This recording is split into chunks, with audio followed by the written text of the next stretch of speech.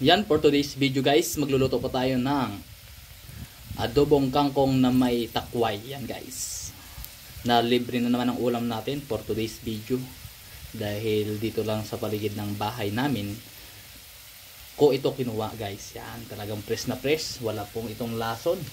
Yan, at ilalagay ko na nga po itong mga nugasan kong kangkong at takway. Adobo to ang gagawin natin guys.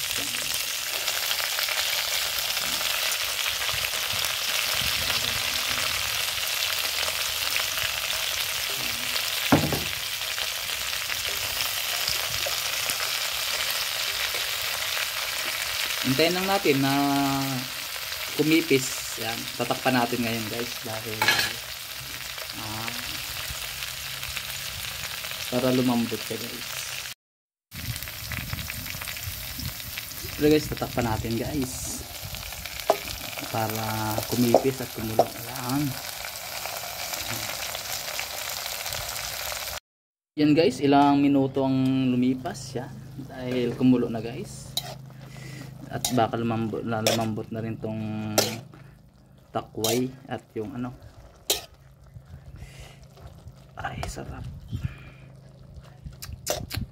Tikman natin. Pwede na. Yan, lagyan natin ng konting suka. Lagyan natin ng konting suka.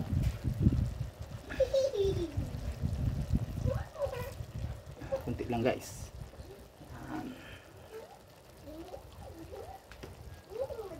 Lagyan din natin ng konting patis. Yan guys, patis, dahil patis yung available natin dito guys. Yan. Wow, kunti lang guys. Tapos yan, takpan natin ulit. Yan, para maluto yung mga nilagay ko. Pakuluan na natin sa saglit. Ayan guys, ilang segundo lang.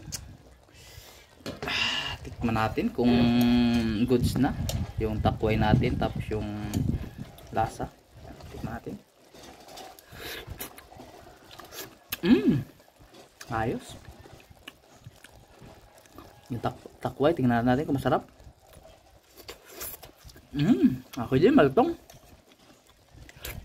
Sarap.